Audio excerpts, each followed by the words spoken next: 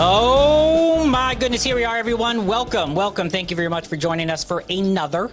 The hits just keep on coming, Dustin Kava, every week, every single week on at Because Cannabis YouTube channel. Make sure you hit subscribe. We definitely appreciate it. Produced and put out there by Wayward Media, wayward.media on the interwebs. Every single Wednesday, 4:20 p.m. We got a brand new episode of Because Cannabis on our YouTube channel. And then don't forget, those are also available anywhere you listen to audio on your little podcasty thing. What's your audio podcast option of choice, Dustin, real quick? I'm a Spotify fan. It used to be Apple, but I love my Spotify. I'm an Apple podcast. I got to tell you, don't take this personal, Spotify. We're not big enough to your ratings, and you want to sign me that Joe Rogan deal, I'll take it. But I'm not down with Spotify too much. I probably shouldn't even put that out in the air. I feel like that's something you can't say, Dustin, and I just said it. Yeah, but I'm an Apple podcast guy, if I'm being real. Either way you listen to it, your Stitcher, your Google Play, all of those places, you can find Because Cannabis available anywhere you listen to audio podcasts. Follow us socially at MeetWM, MEETWM. We have a fun show today, Dustin, a great little show I'm excited to talk about. And I fear, as you know, our guest is sitting in the green room. They're waiting to come on. We'll bring them on in just a few minutes, hopefully uncomfortably. That's the way I like to do it. I just went through a deep dive, Dustin Kava. Great to see you, by the way, of several of our opening bits. Do you like that? Do you like when I bring the guest on and ask them weird questions? Is that fun or is it cringy for you? I truly never know what's going to come out of your mouth for that intro. And so, yeah, there is a level of anxiety where I'm like, really, what is on his mind today? But normally I do enjoy them. And after the fact, the vast majority make me smile. They make me smile. I'll tell you what's on my mind right now, especially given our guest today. We have a guest that can probably definitely drop some knowledge on what I'm thinking about right now in my mind. I went this past weekend, Dustin. I got out with the wife. We went to one of those, I don't know, fancy-ish kind of places that you go to eat, right? And so I was looking at the menu and I had all these different meat options and such, and I was trying to debate what I want. And they had these different cocktails that you could pair with it, right? And they're all fancy cocktails with all these ingredients that I don't ever make. Like I went to a friend's house, bless his soul, and he was like, hey, can I make you a drink? And he put out a name of a drink I'd never even heard of. And then he begins to take like two different types of alcohols and pour them together. He literally gets out one of those little grindery things. I know there's a term. Our guest is screaming that term at me right now. You are as well. Takes those little grindy things and makes a little dust particle and garnishes it. I literally just open up some like whiskey and I'm like, I'm not sophisticated. What can I say? And so at this restaurant, they were getting all sophisticated with these pairings. Are you a person, Dustin Kava, who requires pairingness, who requires synergy between the beverage that you put into your mouth that accompanies your meal and the meal on the plate itself? Is synergy between those two things important to you?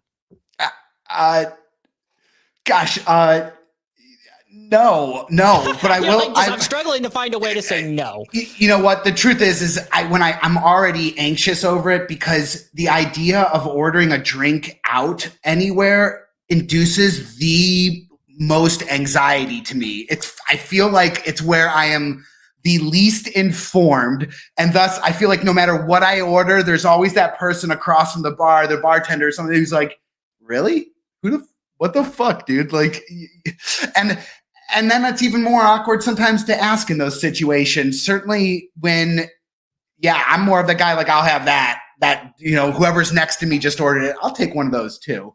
Type of so guys. You're not real particular and you're not really sold or impressed by someone who breaks out a variety of different types of ingredients and says, "Excuse me, sir, this will go amazing with your duck ganache that you're having tonight." I'm not going to say not impressed. I do think absolutely, had I be more informed and have a more inclined palate, 100%. I do think the importance behind it is there. And I do think that anybody who does anything with passion, that's kind of what ends up happening. It is more than just what it is on the surface. And to me, when I have had a good cocktail, it has completely opened my mind to be like, holy shit, this is actually what a drink should taste like. And if I'm treating myself or paying the level of money that I am for any drink, I really, to have it be specific and catered or have something special about it is an experience, and it's experience that I actually do value still. It doesn't You're not sure? I don't know. I can't decide if I value it. I tend to kind of pop it up, guzzle them down. We're going to be curious to see our guest today, Warren Bobrow from Cocktail Whisperer and I had it in my head from drinkklaus.com, from cocktailwhisperer.com, drinkklaus.com. Our guest today, Warren, let's bring you in real quick. And I know you want to talk. There it is. Look at that book right there. Cannabis Cocktails, Mocktails, and Tonics from Warren Bobrow, one of the premier writers and people who think about designing cannabis and terpene infused beverages. And I'm sure you want to talk about that all, Warren. But as you noticed in the beginning of the episode, it's probably my OCD, but I tend to make a lot of things more difficult than they actually are, right? Like I really have to go through a process. For example, just today, I opened up a jar of peanut butter. I love peanut butter. Most people take off the top and there's that kind of airtight seal that's around it. I am not a type of person who just goes, punches a hole like a caveman and rips it off. Like I have to take it and I like to individually make sure that no glue residue is ever left on the top of that jar from that paper. It really will drive me crazy. So is there something, Warren, that is simple and easy to most mere mortals and humans, but that you, for whatever reason, make extremely difficult and overly complicated? Obviously, besides making a infused mocktail, but what else are you looking to? Not at all. My drinks are very simple. And I heard you talking about those quote unquote craft cocktails that take 10 minutes to prepare. Yes. That's not at all what I do. I started as a barback in this business. And I learned very quickly from my mentor, a guy named Chris James, who taught me, if you're doing those drinks with multiple layers to them, just stop. Because you're going to get like 10 orders from one person and 10 orders from another person. And they're going to be 10 deep at the bar and they're all going to be shouting orders at you. And it's going to make you cry. You're going to break you right on that spot. So I learned at that very moment to make drinks with 2 or 3 ingredients that are just delicious. It's funny you say that. Like have you watched that Bar? You ever seen Bar Rescue? Of course, I know all the guys. Right. So you know, John's out there. John Taffer is at a crazy, angry. John shakes his Manhattans. That's wrong. I like my sister. Shout out. Used to work with John on there. She was a production assistant on that show. Tell her that he shouldn't shake his Manhattans. They're stirred, not shaken. Don't worry. We tell her from me. Yeah, I will. If I ever have a chance to talk to John Taffer, I will. What I tend to find, though, is he likes to introduce these dive bar concepts to these ridiculous, overly complicated drinks. And now these bartenders who have done nothing but pop. Yeah, right. They pop Bud Lights open all their time. Maybe they pour Jack and a tiny bit of Coke in there, but then he comes in and has making them all these things. So I feel like it's a lot. Too much. It is too much for them. It's way too much. And then enter what I seem to achieve out in California. This drink, there's 3 ingredients plus the emulsion. That is as simple as it gets. So it has the lime puree from France. It has the Pickett's ginger syrup, a touch of rice vinegar from Japan, and the emulsion from Vertosa, which is terpene forward. It actually smells like the plant. Is this Mesrol or Bos? This is the Mesrol. Phosphorus? The Mesrol. This is the Mesrol. The phosphorus where we formulated. I need some money. Can someone please send me some money so I can make it? I'm serious. We want to take investors, and I don't know what to do. And it's just a real nightmare because we have all this passion and all this talent. And I watch all these seltzers getting made all over the world, and they suck. You know, they really do. They're just seltzer. But this is a real craft cocktail with 3 ingredients, and it's delicious. 16 calories, 0.6 of a gram of sugar. That is awesome. I think that brings up a whole nother thing. First, it kind of makes me think about your past. And in your past, some of the things that I was listening and hearing and reading is just how many different backgrounds you actually come from. Well, I failed on everything. And just to name a few: dishwasher, cook, bartender, bank teller, executive assistant, pasta business owner. The list is so huge. And it brings up really the most important thing I wanted to ask you. No murder. No murder. I heard you once say, do what you love. Yeah. And I've been quoted on this show so many times telling people, and even in BC's classes, saying, no. Do not do what you love. No, as much as, and for me, I always saw it as the things that I loved, these hobbies, these other things that I really enjoyed, I tended to only do for 7 years or 10 years. And then was over it. And when I focused on doing what I was good at, absolutely good at, every day there was an inclination to me that something, there was just a window into, dude, this is like, there was some type of, I don't know, assurance that I was in the right spot. There was less friction. There was less stress. And I've heard you talk about how you not only have the passion for it, but you're also good at it. I do what I love, but I'm also really fucking good at what I'm doing here. And I have very rarely heard of somebody get both of those. And for that, I'm like, this man is just incredibly lucky, incredibly blessed in all fronts. And I just wanted to kind of ask about that. Like, how did you get to that realization that, one, I want to do what I love, and two, I'm good at this as well? Being told by my late father that I would always be a failure and that I would never amount to anything. That's tough, right? That's a hard thing to come by. We see that a lot. So you feel like his words were, because people can go one of two ways. When you have a parental figure, when you have a loved one, when you have a spouse, when you have someone who you idolize and care for deeply, who doesn't have the ability to build you up, you can fall down into that hole, into that figurative well, and just try not to climb out of it. Or you can, sounds like Phoenix, like rise from the ashes, prove them wrong. Is that the approach you took? I imagine that was hard though. It is hard, and it's financially it's very hard, because it always comes a time where you run up against those issues, and that's where I am right now, where no matter how much passion, how much love that I have for a product, I really have to see results, and the results haven't been there. So, I would like to say that it's been successful. I think my consulting business is far more successful. But I'm happy to talk about that, but that's not cannabis related. That's it doesn't have to be. It's alcohol related. And that segues into the fact that I don't drink anymore. So a great bit of information for you is that this project that I'm working on offers me the opportunity of making mocktails instead of cocktails. Yes, there are cocktails, but really my prowess is taking those wonderful cannabis cocktails drinks, removing the THC and adding it into a pro-social, customer-oriented fashion, which has an entire menu of mocktails. That brings up, and they're absolutely delicious. That brings up an extraordinary thing about you too, which is at your heart, you're almost a storyteller. That your writings, your articles, you're doing the same thing when you're creating these drinks. It's like you're telling the story very simply. This social, I want to move the social experience along, and with that, involve my concoction, my drink, along with the story. And it all goes back to the early apothecary. So I'm not quite sure if I have apothecary cocktail. Oh, I do. I have my book, Whiskey Restorative Drinks and Yesterday. Whiskey Cocktails here. Yeah, here it is. This is the first book that I wrote. It is Apothecary Cocktails, Restorative Drinks from Yesterday and Today.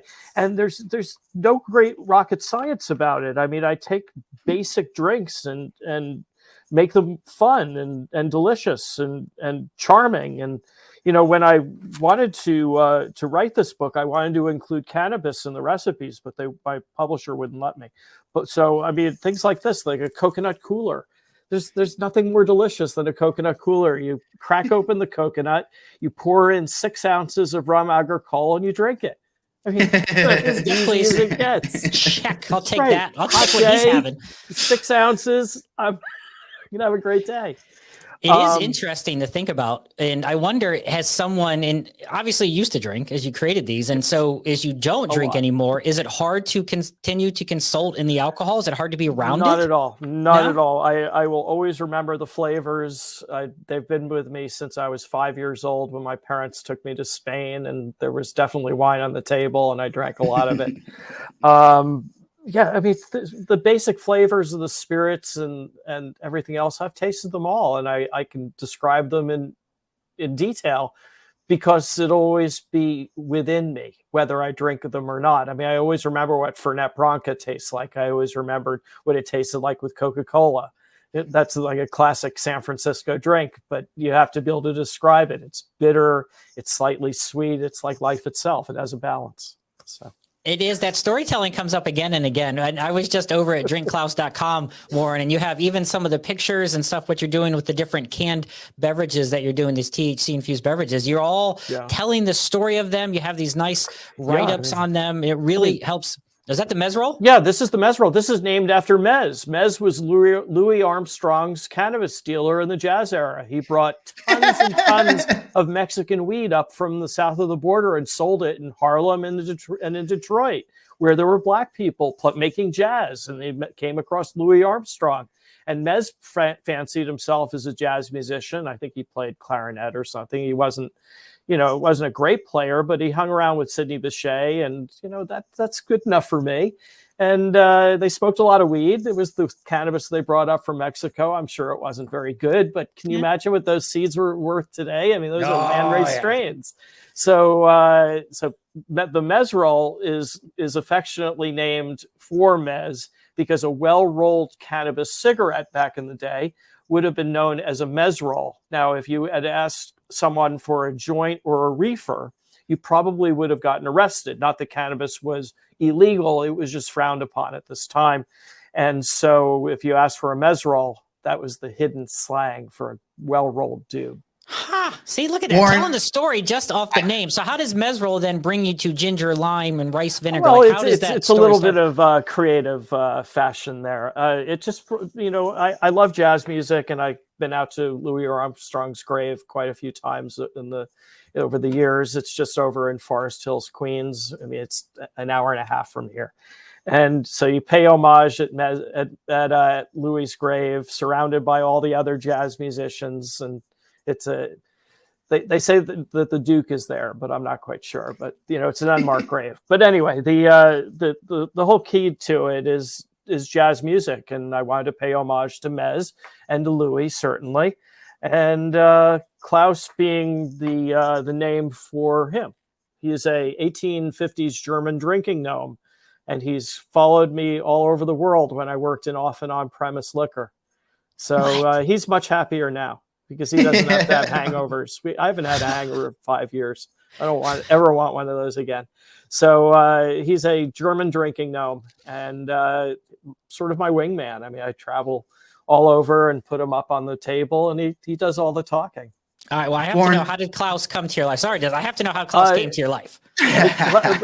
My friend Heather Wise, it was in her family since the beginning. They brought him and all of his other gnome mates back from Germany back in the 1800s. That's awesome. The way you've talked about the history there actually brings me to another point about a lot of your writing. It seems like it is infused with this history, this extra bit of information that kind of brings the story to modern culture, to the now. Sure. I think I just, from all the articles I read, from everything that I got to listen to, from checking out some of the books, it was something that made me, it not just impressed me, but it brought me in more, and it made me more interested and made me more inclined to want to explore it a little bit more. And I think, like, as you've written these articles, has it been, we talk about the doing what you love, and you've written over 300 articles, correct? 300, over 1,000. Over 300, 300 that was like the first year out. I've been doing this for over 10 years. So now we're at 1,000 articles throughout your career, and 6 books. And 6 books. And when we think about that, is it, some of the things that you loved so much about it, was it just a job? Was it a thirst for knowledge? Was the history that kept you, bringing you back to each topic, and that's what kind of got you through each article? Or, what's that process for you for all those articles, for your writing in general? God, I dream. Yeah, that's what I do. I have no trouble sleeping. I never did. And I put my head down, it's morning.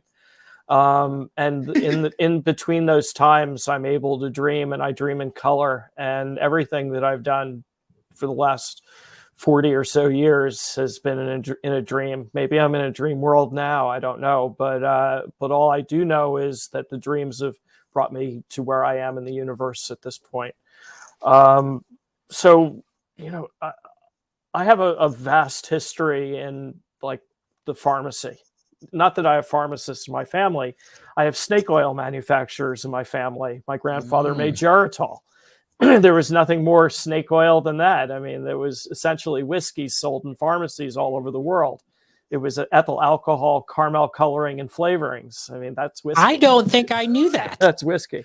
And Wow. well, it wasn't until the later years in the 60s that they had to put vitamins in it. But until then, it was just whiskey.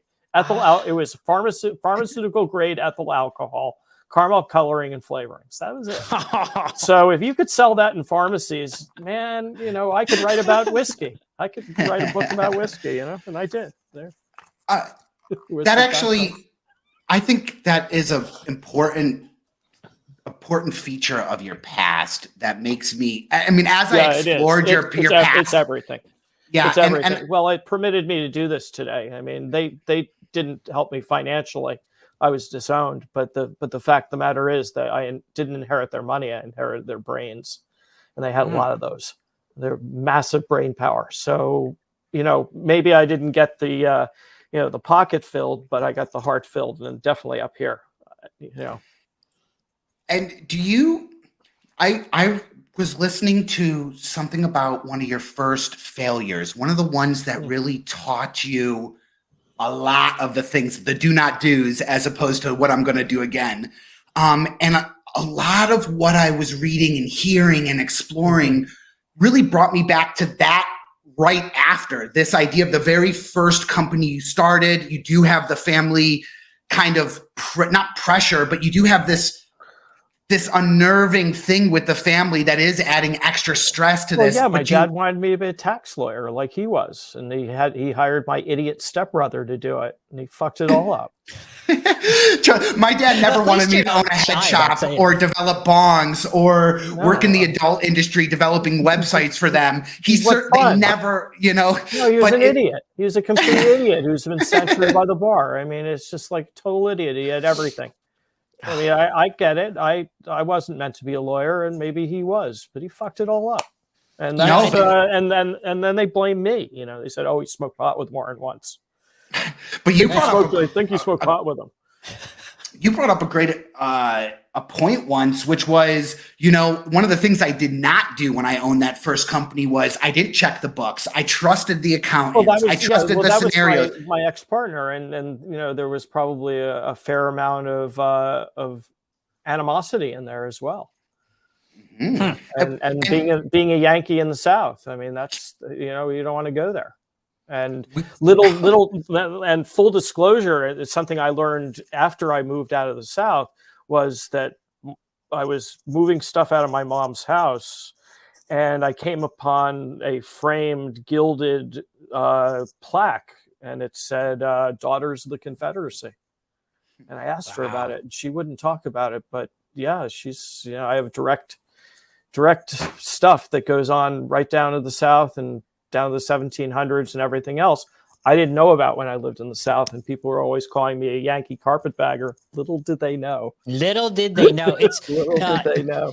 It's interesting, and it's a great story. It's really amazing to learn where you come from. But you had before a lot of people do now, but you have a similar issue that I think a lot of people come across is they want to work in the cannabis industry, and their family looks at it like you just want to smoke weed all day and get high, right? They'll never talk to me again. So they'll never talk to me again. No, it's hard though, right? I mean, they'll just never talk to me again. Well, my dad died, and he said, when he left me out of his will for reasons very well known to him. Fine. My mom's still living. I haven't spoken to her in 14 years. I'll never speak to her again. It's just how it is. I mean, we live 10 minutes from each other.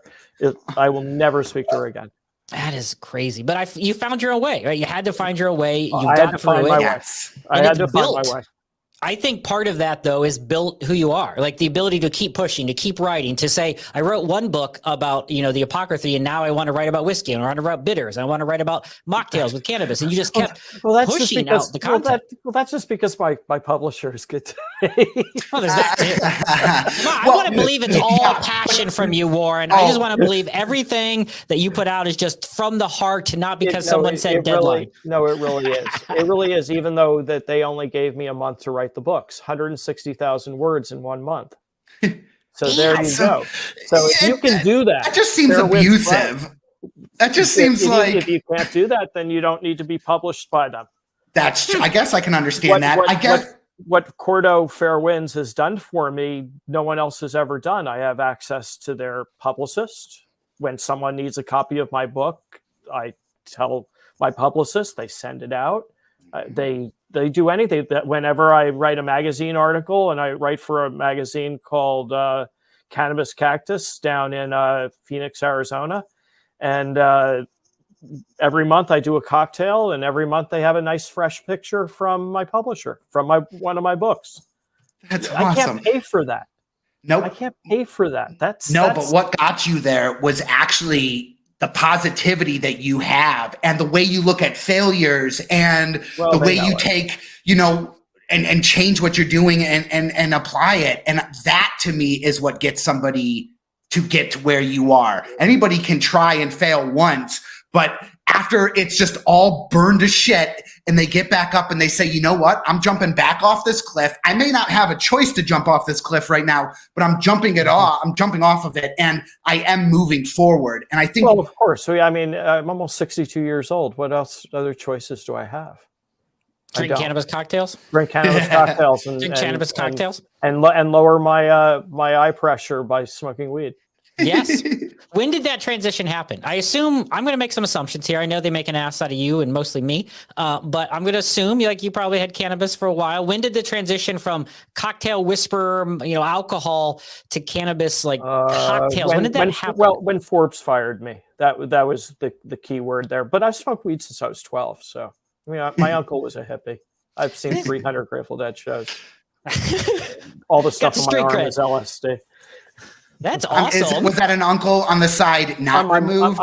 On my mom's side. And he became ultra Orthodox, which we're just not going to go into. Wow. I don't, Judaism and me don't always get along well together, but this is just strange. Because he was so cool. He worked in the movie business. He was just really cool. And then something snapped and he became not cool.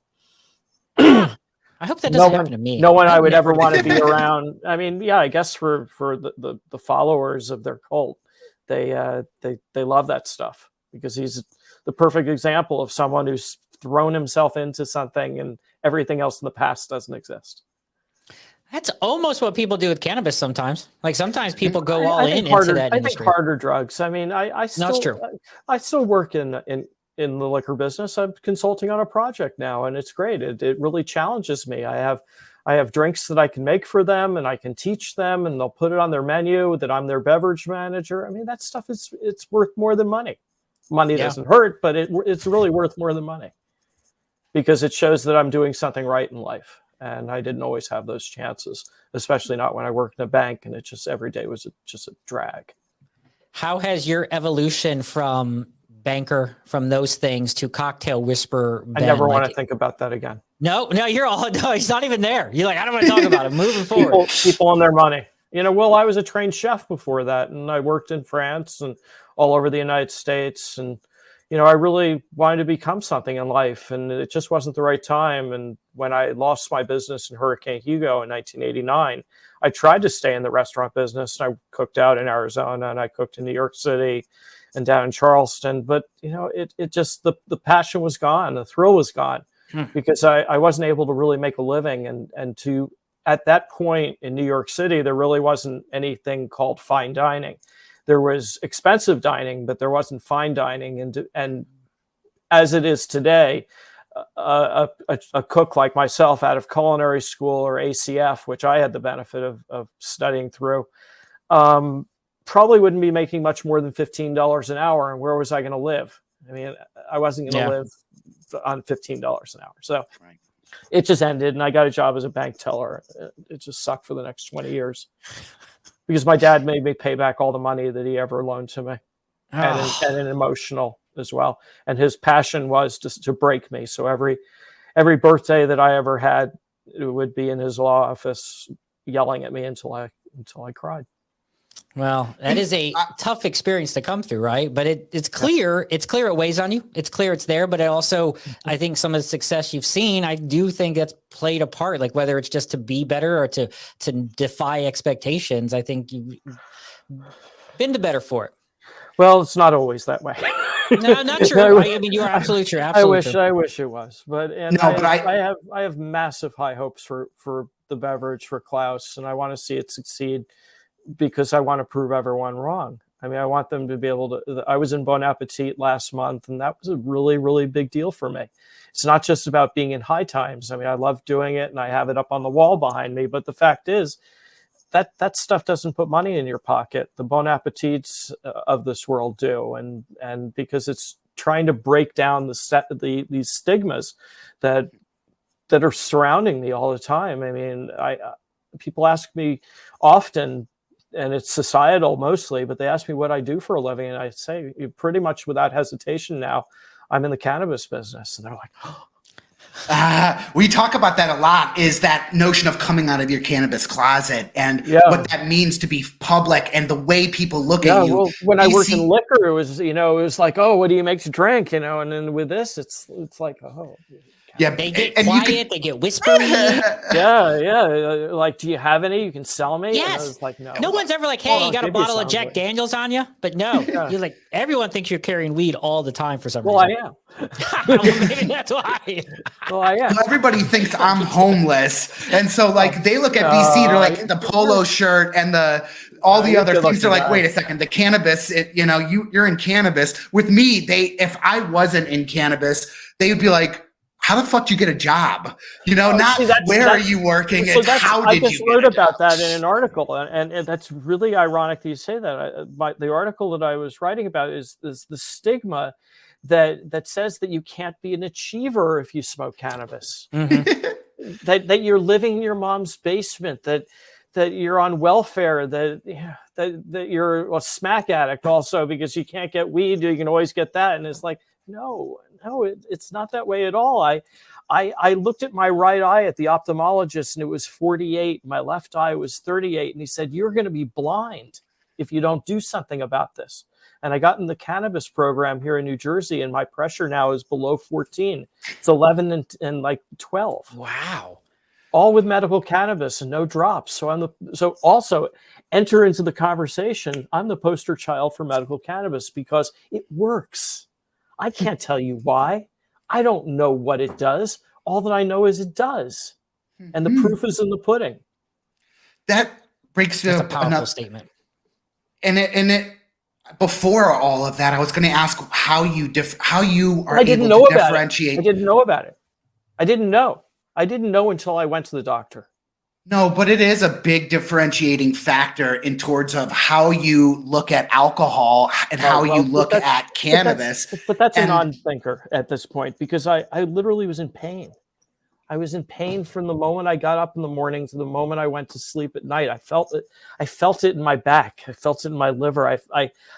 My job was to get people drunk on the finest spirits the money could buy. That was my job.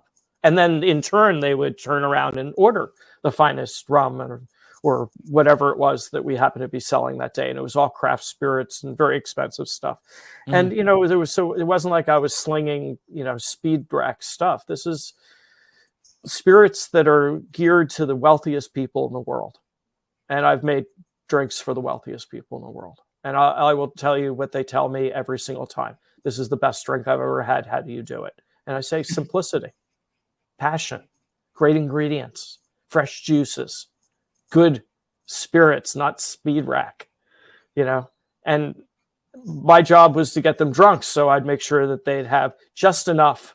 So they want another, and then they want another. Yeah. And by then I was drinking along with them. And most of that was in the daytime. So I was a day drinker and very professional at that.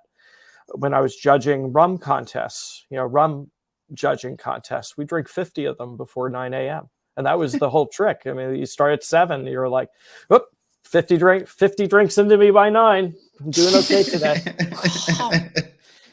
What's funny though, you say that, and I feel like a lot of people would still think, Well, you're working in the alcohol business, and that's kind of expected. But I think if you talk about the cannabis and you say I smoke at 7 a.m, you do get that stereotypical 7 in the morning. I'm going to run into problems with my wife. But but as soon as it gets a little calmer around the house, yeah. How has the reaction been then with the cannabis infused beverages? Do you feel like serving someone a cannabis beverage gives them the same reaction as a alcohol beverage? Oh, it's even better because there's no hangover and you can day drink. You could start first thing in the morning. This is just lime juice, ginger syrup and vinegar. That's it. What's bad in there? There's probably more garbage in your maybe not Tropicana, but some of those concentrates, where they put all sorts of real ingredients. Yellow dye 7. I mean, this is really the real thing. So, I mean, I literally could pop out of bed, crack one open. It has a 5-minute onset. It lasts for about 4 hours. Win-win. There's no smoke in the air. No one has to know your business. This is beautiful. You'd see it and you'd say, what is that? But if you didn't know, you wouldn't know there's weed in it. So then let's talk about social lounges and places where this has the possibility outside or away from the average home. When you talk about the experience like that, we're talking about, how do you feel like not only does your product fall in line, which we've heard about that extra sided, effects, but 2, the dosing requirements, some stay saying 5 milligrams, 10 milligrams. Everyone acts differently. The entourage effect as it is, you smell it and it does something. It's like it's my lemon pledge story. When you're putting lemon pledge on the table, you always feel perky. That's because the terpene limone is in pledge and it makes you feel happy and fresh and I can clean this whole table and it's all good. Same thing in cannabis, that lemon smell. But so I guess what we're trying to say is how you get those flavors and that simplicity is by using the best ingredients money can buy. I mean, that essentially is. There's no cutting corners. I want to be known for quality instead of quantity, but if we can't make more, we're going to be out of business. So, you got to make more. That's so important. I mean, it's so important. I make 5,000 cans at a time. It's only the best ingredients. Everything is really simple. There's no fakery in it. I want people to drink this with food. I want them to drink it with tacos and burritos and pizza and Pan Asian cooking because it's got that spicy ginger in it with the lime. You can use it as a base for cocktails. If you do, I would say vodka. I'd say rum agricole from Martinique. I'd say even a great Jamaican funky rum with a dunder, a funky dunder in there. That's the wild yeast. But just alone yourself, by yourself, that would be a perfect thing. And as I said, no one has to know your business because there's no smoke involved. Mm-hmm. When you smell cannabis smoke in the air, everyone knows what you're doing. When you drink a Klaus, you have a great experience, simply prepared with love. I think. Oh, sorry, BC. I got one more that falls in line with that experience. I think about social lounges and I think about the cannabis. Oh, no. But so I think about this single usage case that we always have, or this packaging waste that we have in the cannabis industry. And one of the things I love about your product is you're providing this experience, and almost wholeheartedly 100% of that packaging is recycled, re-put into aluminum cans and put back in the system, which is not something the cannabis industry can say about products they develop and formulate for. It's right there. There it is. There's the little sign. You see it? Yeah. Right next to the picture, the little gnome. So got to get Klaus right there. Yeah, that's awesome. Is that something, sustainability has been big push in our industry? We're very really wasteful important as a whole. Well, yeah, I mean, if all you have to do is throw it in the recyclables and there it goes back into the system. Yeah. Did you guys see recently? I think it's called Pharmaceutical RX, pharmaceutical with an F. Just released a biodegradable cannabis container that's been making the rounds and getting out there. I saw that and it caught my eye because that's been something we talk about a lot. The single serve plastic. Much waste. There's so much waste. I mean, look at this. These are my friends in Colorado grow beautiful flowers, but yeah, it's glass. I mean, we love glass, but again, there's a lot of waste. There's plastic. And after a year as a patient. Yeah, but in Ohio, you couldn't, like, I had to make candles out of my glass that I had staved up over the year. I couldn't, and the recycling, there was weird laws of, like, technically because of the way the medicine worked and stuff, I wasn't allowed to put certain things in the recycling bin. I love these Mylars. This is from Van Brunt. They're in Queens. They're a community support agriculture, CSA. Normally they'd be doing vegetables. In this case, they do beautiful cannabis. And the Mylars are nice. I wish they were biodegradable. I asked them, I think there's a hemp solution for this, and it is biodegradable. So I think it comes down to cost. That's the biggest issue with a lot of those things. It just adds the cost. Expensive, but the unit cost rises and then the profit becomes less, and it's hard to. I know, hard to justify. And the industry is so depressed as it is right now. So what we want to do is say nice things rather than not nice things. So I had actually at the edge of my desk here, I had these. These are kind of interesting. I've smoked all of them, but I love the packaging. Ooh, we're packaging nerds. Yeah, this is beautiful. Looks like little cone tin. There's one in there still. Oh, there is not much better. But anyway, they kind of fit in very nicely. So there's not a whole lot of waste. It's just beautiful packaging and nice colors. And I don't know. I use it to carry joints in my suitcase. Well, I didn't say that, did I? Yes. It's fine, but it gives you also that, speaking of like old timey apocryphy, I feel like it gives you that like 1920s cigarette thing where you like open it. Yes. It gives you a tactile experience on top of that, which is kind of an entourage effect in and of itself. Seeing beautiful packaging, seeing crisp logos. The scent is very important to me because when you have many of the boxes, like, let's see, I'm just standing up for 2 seconds. Well, and as someone who prides themselves on flavoring, you know the importance of scent as it like these. These are wonderful. These are selfies. I absolutely love them. I love the people, but I love the packaging. Let's see if there they are. These are teeny tiny little dog walkers. I'm the only one smoking in this house. 0.25, so yeah. They're 0.25s. They're perfectly done. I love the finish on them. Really, really nice dimple on the end of there. Is that pre-roller?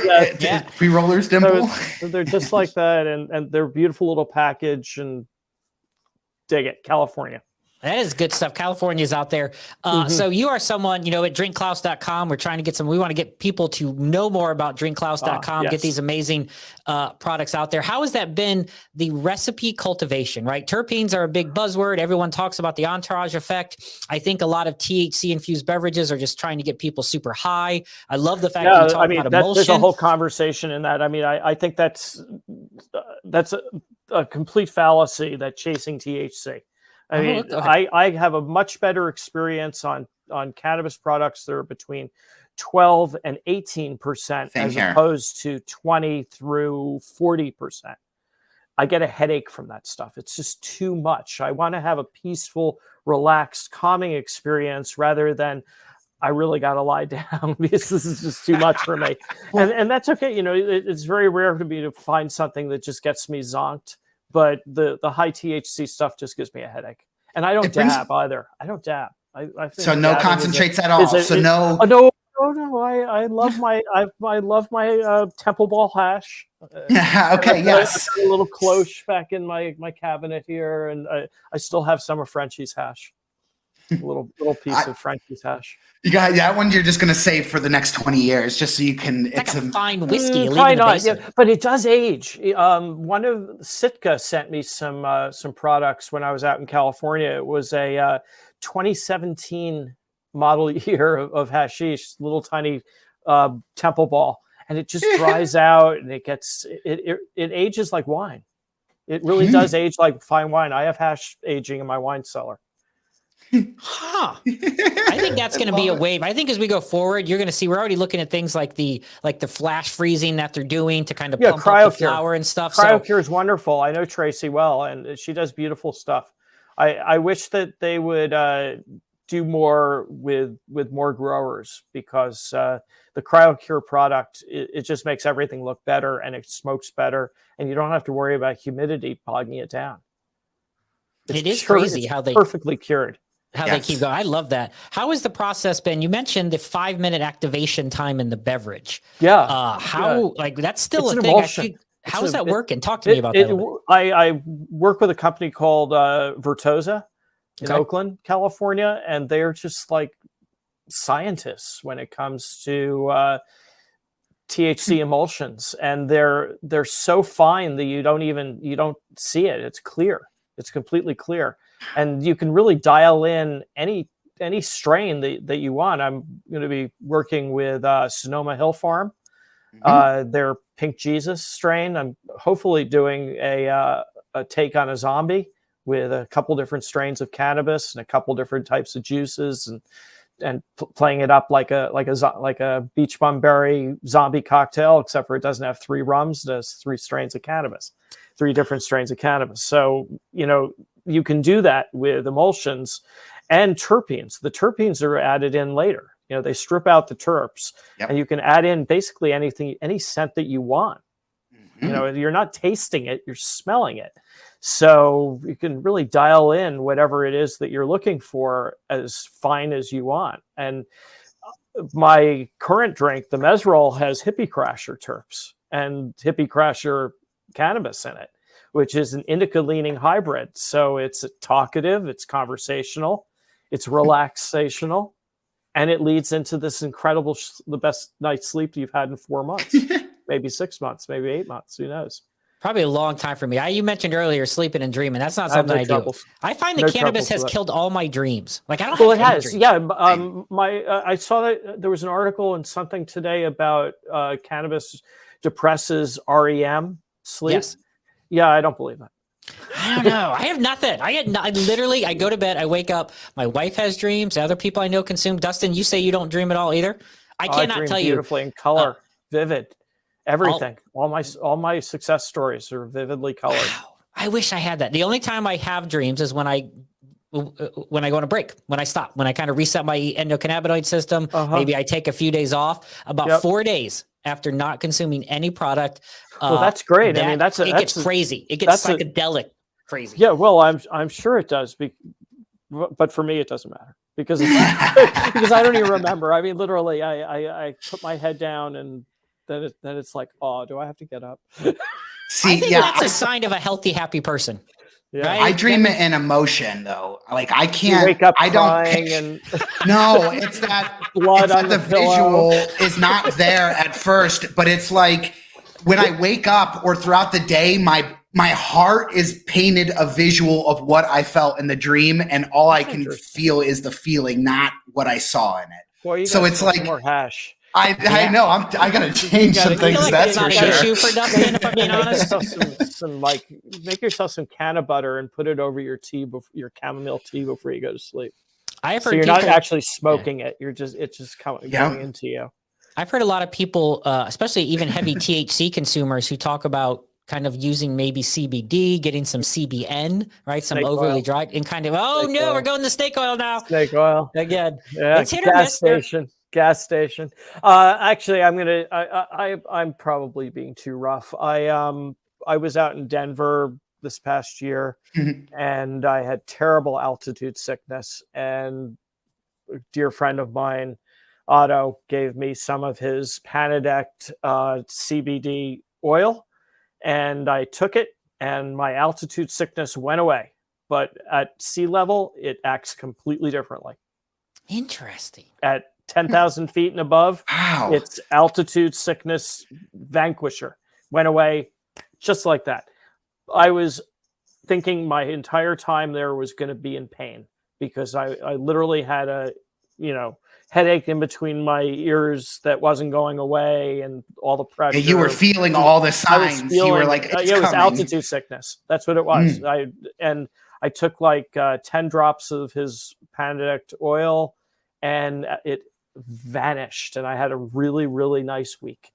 But I don't write about CBD as a rule because I believe that most of it, you don't know what it does. There's no research as far as that. You can't tell me that it does this, that it does that. The same thing with medical cannabis. I don't look to medical cannabis and say that it's snake oil, but I definitely look to CBD and say, no, it's not going to heal your bung knee and all this other stuff. You know, it's sold in gas stations. I have a real problem with that.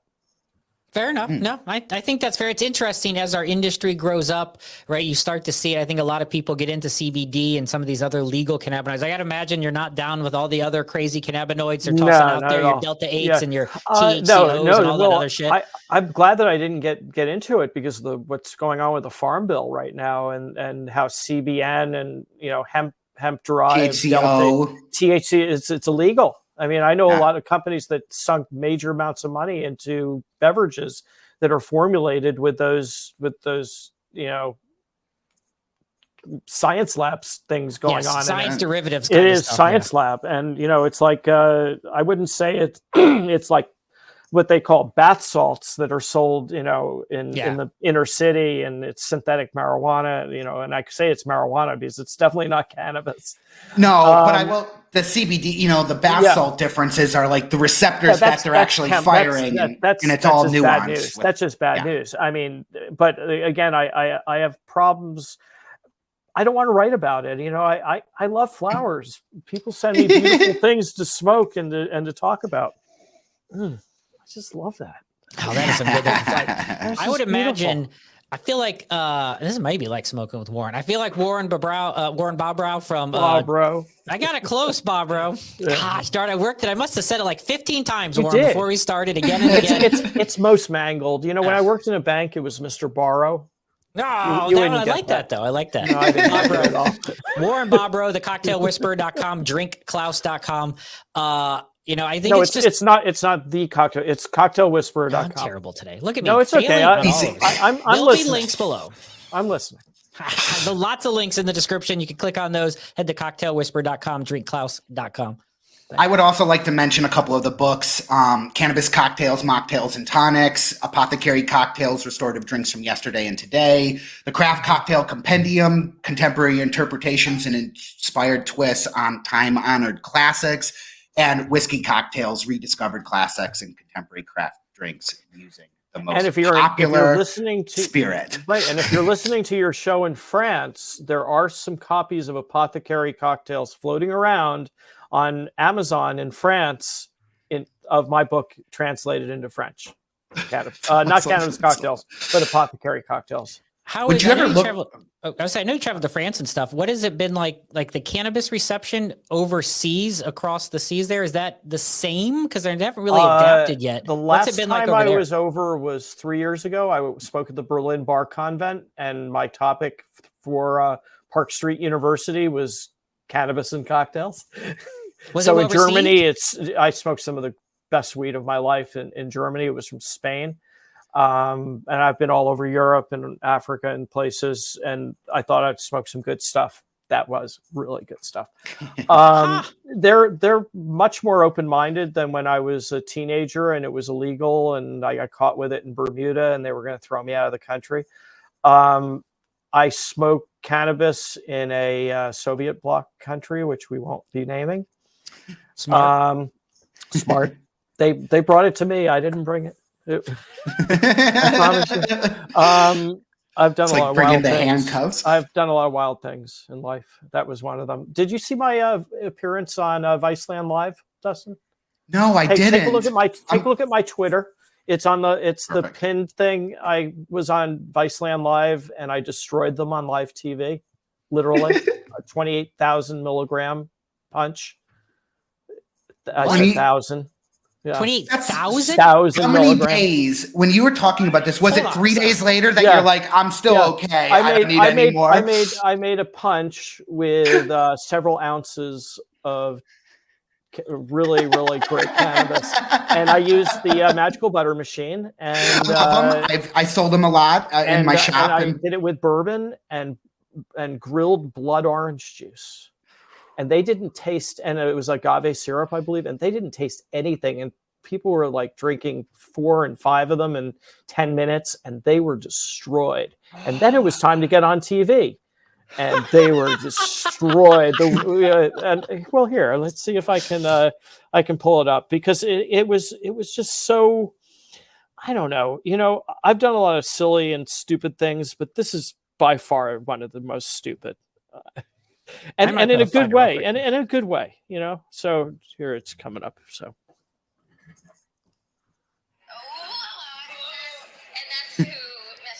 That's who messed you up. Not to call it out, but it's called out culture. He sounds a little. He's the one who messed you up. Warren, make some noise for Warren.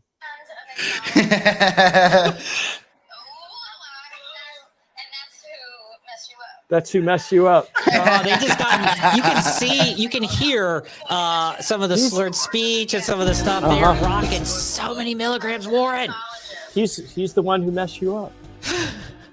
That is awesome for that. Gosh, I feel like we just got started. I heard Dustin just kick on the music. I feel like we just started talking. I know. It has been an hour. This is one of the fastest hours we have had, Warren. I feel like we definitely got to have you back to continue this conversation. 100%. I would love Warren that. I would love to come out. We have to go to the Velvet Tango room. It's in Cleveland.